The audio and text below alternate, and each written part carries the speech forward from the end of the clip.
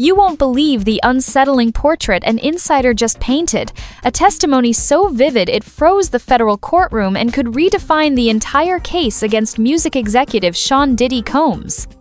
Seasoned followers of celebrity trials know sensational claims appear often, but today's sworn statement by professional entertainer Sharay Hayes, known on stage as the Punisher, had a different charge. Calm, deliberate, and armed with dates, bank transfers, and hotel logs, Hayes laid out what prosecutors call organized exploitation, private settings where cash, cameras, and choreography merged to serve one man's personal script. Hayes described suites bathed in amber light, discreet lenses glinting overhead, and a billionaire orchestrating every move like a film director on a locked set.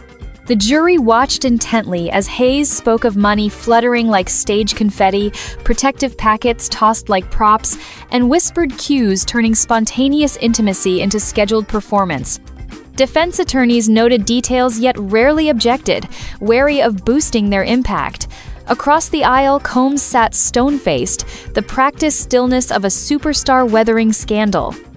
Legal analysts agreed the tension was palpable. Hayes' narrative doesn't rely on rumor but arrives under oath, bolstered by digital receipts that the prosecution suggests it will unveil. Why does this matter? Influence.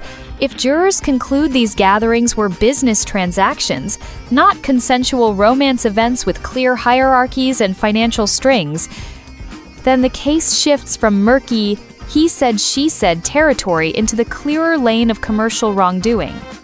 Tonight, we unpack Hayes' account in 10 detailed chapters, revealing how every piece from the first cryptic phone call to the final cash-strewn exit might tip the scales of justice in a trial already buzzing worldwide.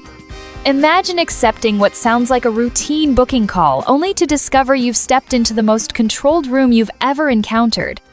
Hayes says his introduction to this clandestine world began with a brief, businesslike phone conversation. The caller, using the alias Janet, invited him to perform a private showcase at Trump Tower. Hayes expected a typical bachelor party-style job, a lively crowd, upbeat music, maybe a few playful dares.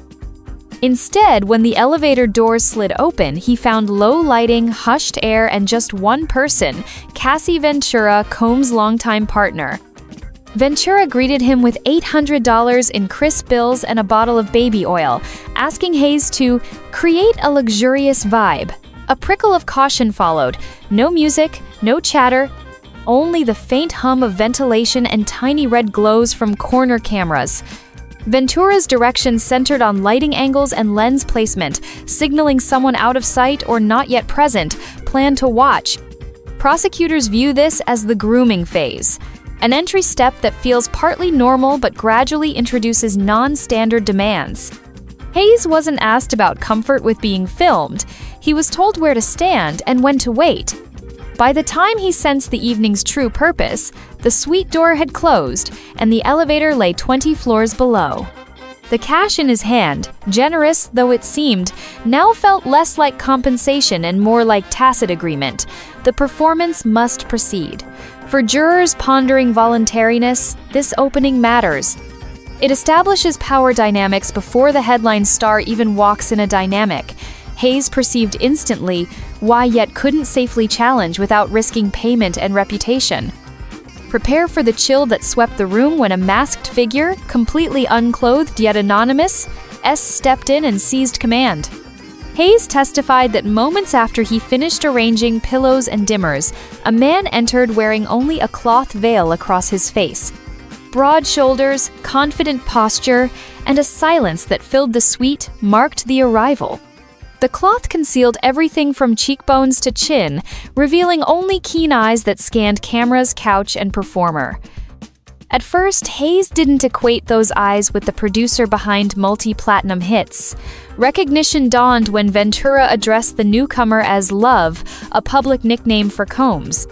Experts note the veil's symbolic weight. It distanced Combs emotionally, allowing him to observe without reciprocating vulnerability. Hayes described how the mogul skipped pleasantries, instead fine-tuning spotlights, adjusting tripod phones, and nodding once when satisfied, gestures befitting a director rather than an equal participant. The jury leaned forward as Hayes explained, feeling abruptly cast in a production whose script he'd never read.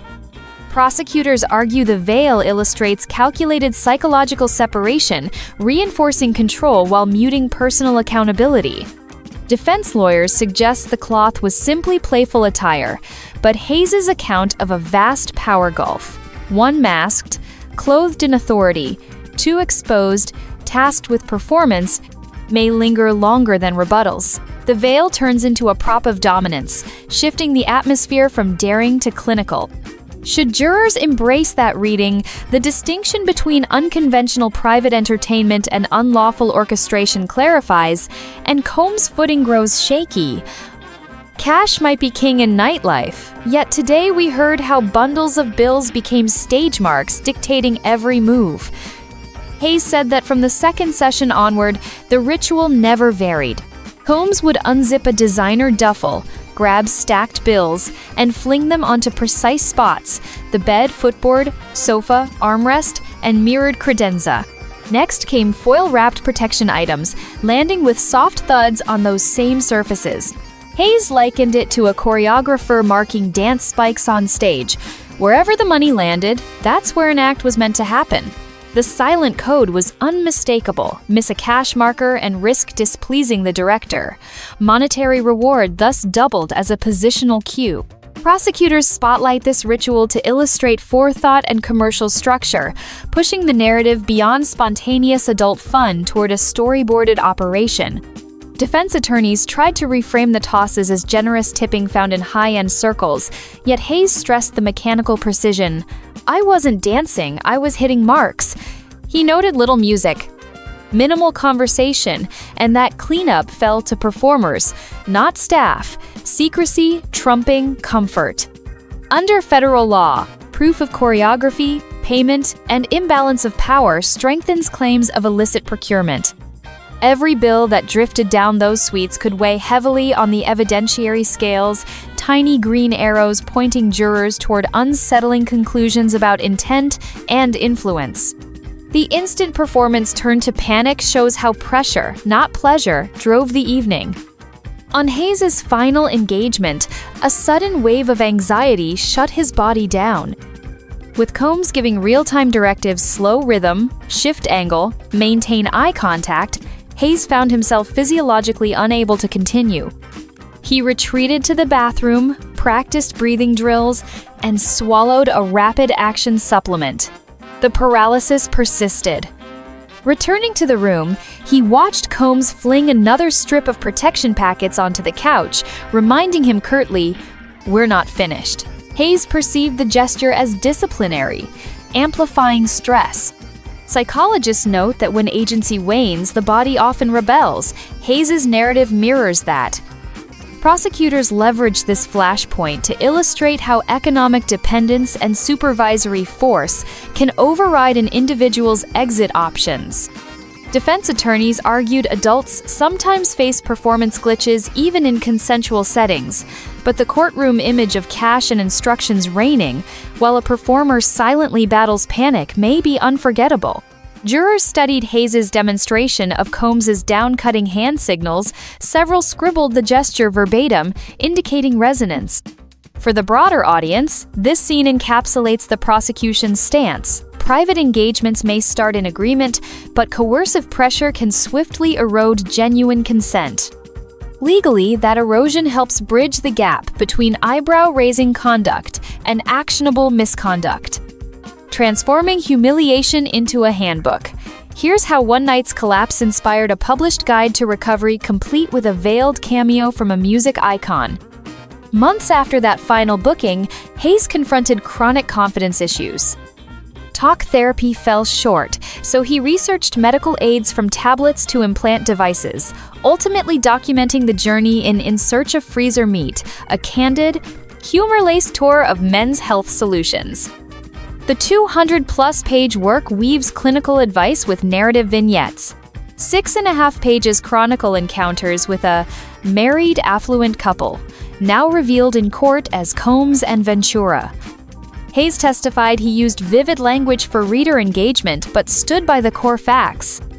Prosecutors emphasized the manuscript's timestamp, completed long before subpoenas, arguing it evidences consistency independent of courtroom pressure. Defense counsel cast the book as a publicity move exploiting Combs's profile, yet Hayes counters that he masked identities to avoid lawsuit risk and focused on helping readers address real medical challenges. This dual role blurs the defense claim of purely opportunistic intent. Genuine self-help rarely aligns neatly with sensational profiteering. Whether jurors treat the book as corroboration or creative flourish remains open, but its very existence places Hayes' account in print, locking his version of events into public record and ensuring that his narrative endures beyond any verdict rendered inside these walls. Pills, pulse, and power. Here's how chemistry collided with control, amplifying psychological strain in ways experts say can cripple performance. Hayes traced his mounting stress to a cocktail of enhancement prescription pills, over-the-counter boosters, and a convenience store capsule marketed for instant results. While brand names remained sealed, Hayes said each dose became a shield against the intense scrutiny of Combs' gaze. Medical literature states performance aids depend on relaxed blood flow almost impossible when cortisol floods the system under stress. Hayes' physical shutdown, despite pharmaceuticals, underscores his claim that the environment itself was oppressive.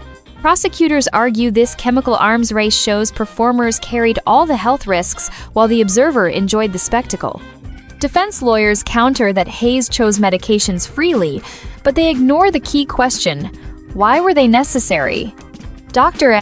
Elaine Marcus, speaking to journalists, likened the scenario to audience-induced shutdown, where surveillance plus hierarchy dismantles desire. Hayes' willingness to divulge intimate medical details, despite potential embarrassment, bolsters credibility. Hard facts require no embellishment.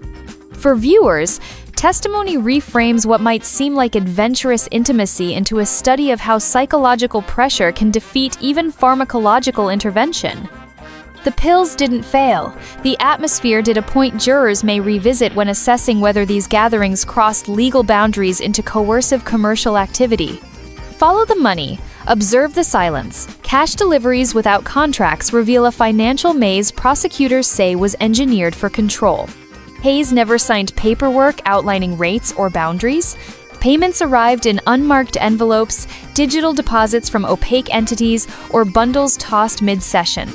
This system, prosecutors claim, did more than shroud a paper trail. It cemented Combs' leverage. Without formal agreements, performers lacked standardized rates or recourse channels. Declining a booking risked lost wages and possible blacklisting from elite circles where a single mogul's word carries weight. Defense counsel insists private gigs often work on cash discretion, but industry insiders dispute the notion that total silence is standard at five-star venues. Prosecutors present the arrangement as economic coercion. Participants technically free to leave but practically bound by rent, reputation, and the promise of repeat luxury payouts. For the YouTube audience, note how this aspect shifts the conversation from shocking allegations to structural critique.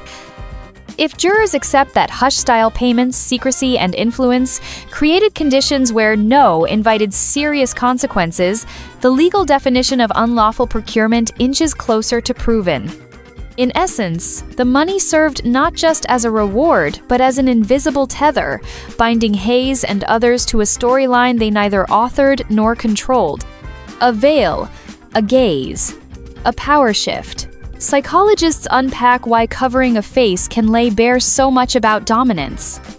Expert commentary focused on the symbolic potency of Combs's face covering.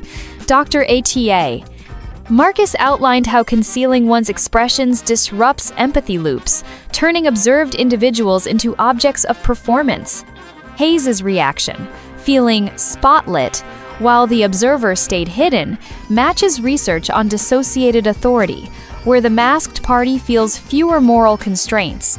Inside the jury box, subtle signals furrowed brows, slow nods showed engagement each time the veil resurfaced. Defense lawyers called it harmless roleplay, yet they must overcome imagery already etched into juror memory.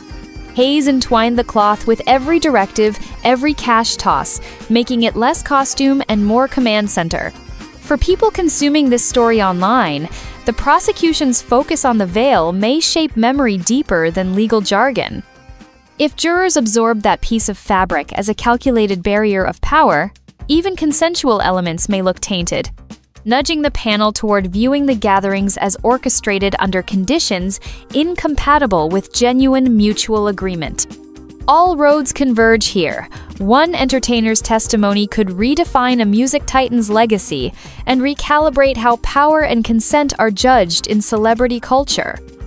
By stitching together clandestine phone calls, masked supervision, ritual cash placement, pharmaceutical strain, and economic leverage, prosecutors aim to paint a picture of commercialized misconduct rather than isolated eccentricity. Proving such a pattern demands evidence of both intimate acts for money and some form of compulsion, psychological, financial, or situational. Hayes offers examples of each: recruitment without full disclosure, intricate direction, turning private moments into stage shows, and monetary structures limiting his ability to walk away.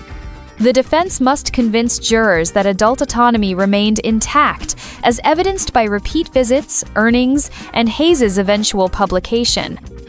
Yet a decade covering courtrooms shows verdicts often hinge on visceral stories more than statutes. Hayes delivered a narrative of veils, cameras, cash maps, and silent panic imagery difficult to dismiss as playful roleplay. Should jurors accept that mosaic as truth, repercussions stretch beyond fines or sentencing. Endorsements, streaming deals, and brand partnerships crafted over 30 years could unravel, and the wider entertainment industry may face renewed scrutiny about the hidden economics of backstage privilege. For Diddy, synonymous with entrepreneurial brilliance, the stakes are existential. History will either remember him as a boundary-pushing mogul or as an architect of misuse. 12 citizens now hold that decision, decoding days of testimony launched by a single entertainer whose voice, once confined to discreet hotel rooms, now reverberates across the nation's largest media outlets.